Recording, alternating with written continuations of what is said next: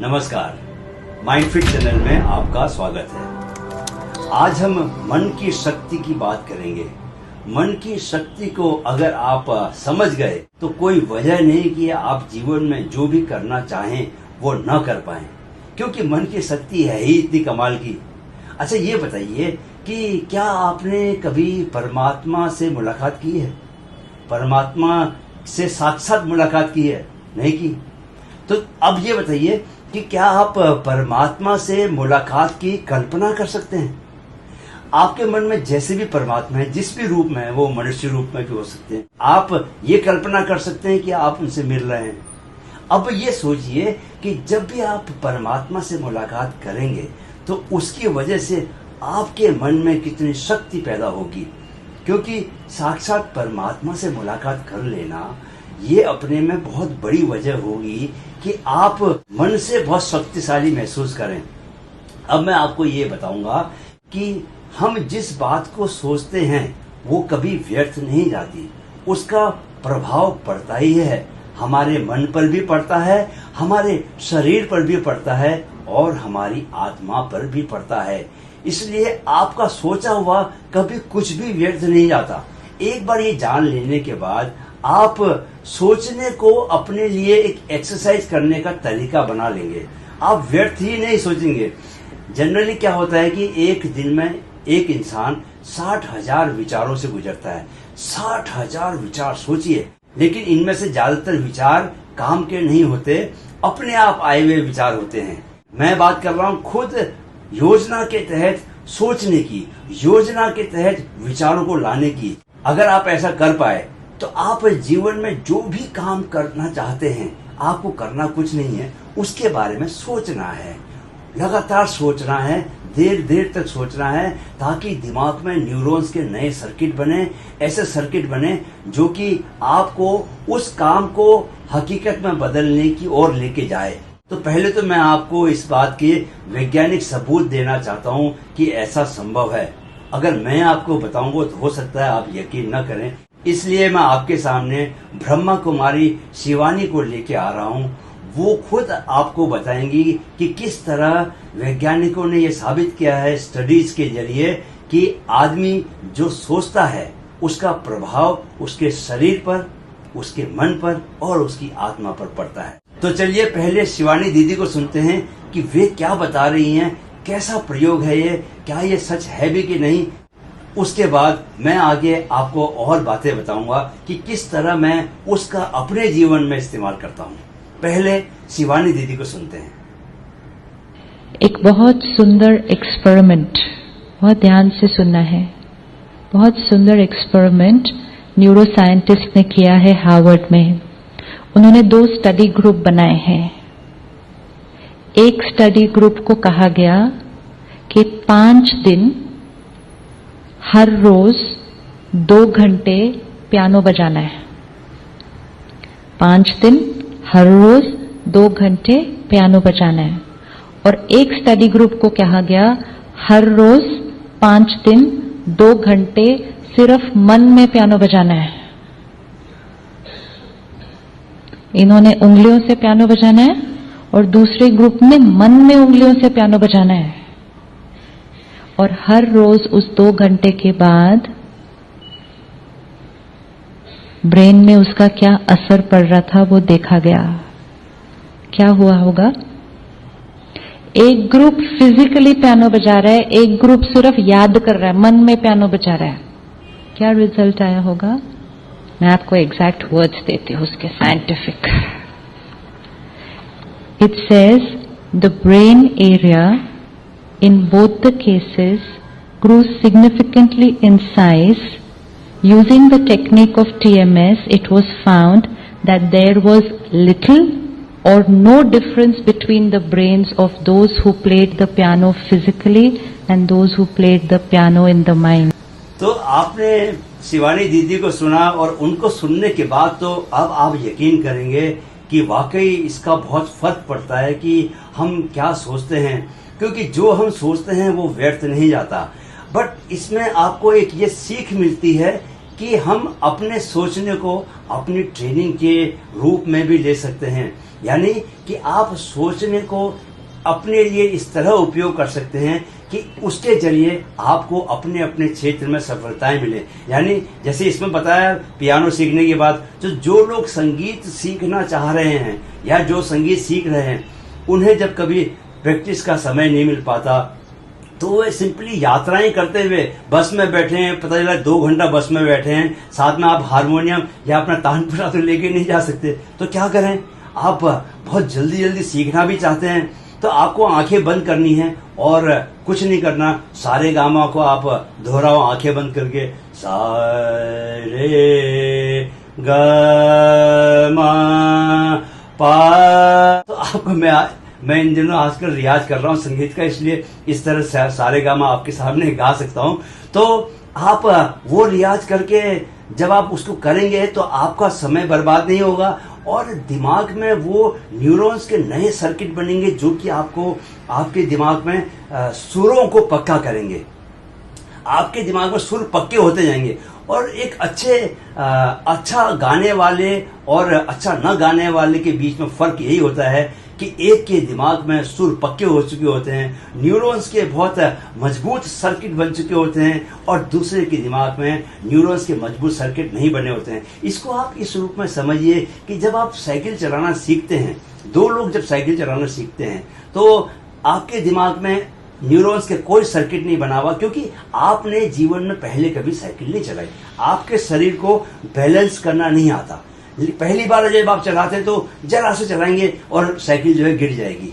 धीरे धीरे कई दिनों तक, महीनों तक जब आप उसको चलाते हैं तो आपका बॉडी के हिसाब से माइंड में न्यूरॉन्स के सर्किट बनते हैं और जब आपको वो चलाना अच्छे से आ जाए तो इसका मतलब है कि आपके माइंड में न्यूरॉन्स के मजबूत सर्किट बन चुके हैं। जब एक बार सर्किट मजबूत बन जाएगा तो उसके बाद फिर आपको चलाने में कोई दिक्कत नहीं होगी। आप बोलेंगे कि मुझे साइकिल चलानी आ गई है।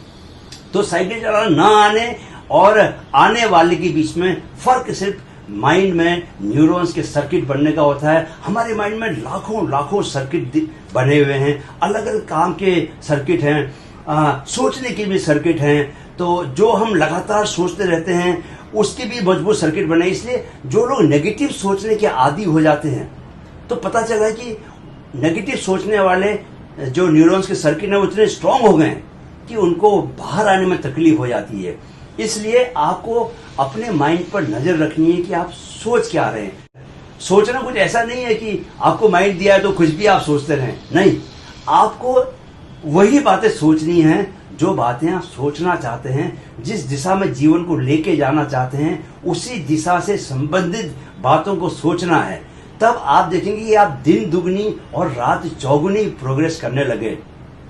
शिवानी दीदी ने एक बात बहुत अच्छी बताई कि देखिए, इस बात को समझ लीजिए कि जब आप वास्तविक रूप से गुस्सा कर रहे हैं, वास्तविक क्रोध कर रहे हैं, यानी कि किसी व्यक्ति के सामने खड़े हैं और उससे झगड़ा कर रहे हैं, उस झगड़ा करने से आपके मन में जो नकारात्मक असर पड़ेगा, शरीर में जो नेगेटिव जो जहरीले रसायन आपकी बॉडी से निकलेंगे वो तब भी निकलेंगे अगर वो व्यक्ति आपके सामने नहीं है, लेकिन आप मन में उसके बारे में सोच रहे हैं, विचार कर रहे हैं। और उससे कई बार हम क्या होता है कि कोई व्यक्ति हमारे सामने नहीं होता है, लेकिन हम मन ही मन उससे इतना आहत होते हैं कि मन ही मन संवाद करते रहते हैं।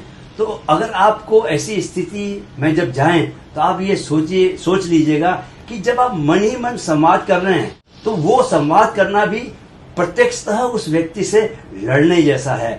जो नुकसान आपको साक्षात उस व्यक्ति के सामने लड़ाई करने से होने वाला है, वही नुकसान आपको उसके पीठ पीछे उसके बारे में नेगेटिव सोचने से होगा। इसलिए आप दोनों चीजों में भेद मत कीजिए। आप ये मत सोचिए कि मैं तो चुपचाप एक अकेले शांत कमरे में सोच रहा हूँ, इससे क्या नुकसान मुझे, मैं सोच ही सकता हूँ। नहीं, आपके शरीर में वही केमिकल रिएक्शंस होंगे जो कि तब होते हैं जबकि आप उस व्यक्ति से लड़ रहे हो। तो ऐसी बहुत सारी सिचुएशंस हैं। तो हम लोग क्या होता है कि मन में नेगेटिव सिचुएशंस को लेके आते हैं, नकारात्मक सिचुएशंस को लेके आते हैं और ये सोचते हैं कि हम सिर्फ सोच रहे हैं इसलिए उसका कोई हमें नुकसान नहीं होने वाला। लेकिन क्या होता है कि जो आप सोच रहे होते हो उसी के हिसाब से आपके माइंड में, जैसा कि बताया, न्यूरॉन्स के सर्किट बनते हैं और वो स्ट्रांग होते जाते हैं। फिर आप एक कुचक्र में फंस जाते हो, उससे बाहर निकलना फिर बहुत मुश्किल हो जाता है। जबकि शिवानी दीदी ने किस तरह बताया कि ये जो मन की कल्पना शक्ति है, इसका हम अपने फायदे के लिए किस तरह इस्तेमाल कर सकते हैं और वो सारे काम जो हम करना चाहते हैं उनके बारे में कल्पना करें। तो इसी में वो बोलते हैं कि बाद में कि परमात्मा को याद करने में क्या जा रहा है, परमात्मा के बारे में कल्पना करें, क्योंकि आपको सबसे ज्यादा शक्ति जो है वो परमात्मा से मिलने वाली है। देखिए, इस बात को समझ लीजिए कि आपको जीवन में अकेलापन, दुख और कमजोरी और डर इसलिए लगता है क्योंकि आपको ये लगता है कि आप अकेले हैं। जब आप परमात्मा को अपने साथ लेके चलेंगे तो कोई वजह नहीं कि आपको किसी बात से डर लगेगा, क्योंकि परमात्मा तो अनंत है, परमात्मा तो सर्वशक्तिशाली है, उसी की बनाई हुई सारी सृष्टि है। आप तो सिर्फ पैसों, रुपयों, थोड़ी बुनियादी सुविधाओं, मकान, घोड़ा गाड़ी, इन्हीं सब में लगे हुए हो। उसके पास तो अनंत ब्रह्मांड है, वो तो आपको कुछ भी दे सकता है। तो इसलिए परमात्मा के बारे में तो विचार कीजिए, लेकिन जो लोग जीवन में सफल होना चाहते हैं, सफल इन द सेंस कि वो इस अपने जीवन में कुछ न कुछ पॉजिटिव काम करके जाना चाहते हैं, आगे आने वाली पीढ़ियों के लिए मिसाल बनना चाहते हैं, अपने जीवन का भरपूर आनंद लेना चाहते हैं, वे लोग भी अपनी कल्पना शक्ति का उपयोग कर सकते हैं और जिस भी क्षेत्र में वे काम कर रहे हैं उस क्षेत्र में उस कल्पना शक्ति से वे नई तरह की सफलताएं पा सकते हैं, नए नए कारनामे करके दिखा सकते हैं और इस तरह अपने जीवन को मीनिंगफुल बना सकते हैं। तो आप ये जान लीजिए कि आपके भीतर गजब की कल्पना शक्ति है, उस कल्पना शक्ति को जाया न जाने दें। नेगेटिव बातों को सोचकर उस कल्पना शक्ति का नेगेटिव इम्पैक्ट मत पड़ने दें, क्योंकि मैं आपको कई बार बता चुका हूं कि सबकॉन्शियस माइंड इस बात पर भेद नहीं करता कि आपके लिए कोई बात अच्छी है या खराब है, वो सिर्फ इस बात पर भेद करता है कि आप सोच क्या रहे हैं। अगर आप नेगेटिव सोचेंगे, आप सोचेंगे कि ये काम तो मैं नहीं कर सकता, अगर आप ऐसा सोचेंगे कि ये काम तो मैं नहीं कर सकता, तो वो काम सच में आप नहीं कर पाएंगे। और अगर आप सोचेंगे कि ये काम तो मैं कर सकता हूं, तो वो काम चाहे वो कुछ भी हो, चाहे वो बहुत बड़ा खिलाड़ी बनने को लेके हो, चाहे वो बहुत बड़ी आपकी एक कंपनी, अपनी कंपनी को मोस्ट सक्सेसफुल कंपनी बनाने का काम हो, चाहे वो बहुत बड़ा संगीतकार बनने का काम हो, या चाहे वो दूसरे किसी फील्ड से जुड़ा हुआ काम हो, आप उस काम को कर पाएंगे क्योंकि आप मन में सोच रहे हैं कि मैं इस काम को कर सकता हूं। जब आप सोचते हैं कि मैं इस काम को कर सकता हूं, तो न्यूरॉन्स का सर्किट भी बनता है और वो बात आपके अवचेतन में जाती है। और मैं बता ही चुका हूं कि अवचेतन का संबंध जो है सीधे ब्रह्मांड से होता है, सीधे परमात्मा से होता है। ऐसे बहुत बड़े बड़े साइंटिस्ट हैं, बहुत बड़े बड़े वैज्ञानिक हैं जिन्होंने अवचेतन मन की शक्ति का उपयोग अपने बड़ी बड़ी समस्याओं को सुलझाने के लिए किया। आप भी वो काम कर सकते हैं। किसी भी बात को लेके आपको अगर परेशानी हो, तकलीफ हो, तो आप इस कल्पना शक्ति का उपयोग कर सकते हैं, अवचेतन मन की शक्ति का उपयोग कर सकते हैं और आप पाएंगे कि जब आप इन शक्तियों का उपयोग करने लगे तो जीवन बहुत सरल और बहुत सहज हो जाएगा। जिन बातों को लेके आपको बहुत तकलीफ होती है, परेशानी होती है और लगता है कि आप बहुत कमजोर हो, कुछ नहीं कर पाओगे, अचानक आप पाओगे कि आप बहुत समर्थ हो गए हो, आप में सब कुछ करने की शक्ति आ चुकी है और आपको ही ये तब आप महसूस करोगे कि अरे मुझे तो सिर्फ चुनना है कि मैं क्या करूं, जो भी करूंगा उसमें सफलता तो मिलनी ही मिलनी है, बस मुझे ये तय करना है कि करूं क्या, कि मुझे संगीतकार बनना है, कि मुझे एक बहुत बड़ा राजनेता बनना है, कि मुझे फिल्मों में काम करना है, कि मुझे खिलाड़ी बनना है। सवाल आपको सिर्फ चुनना है। एक बार जो चुन लिया तो उसमें सफलता मिलना तो तय है।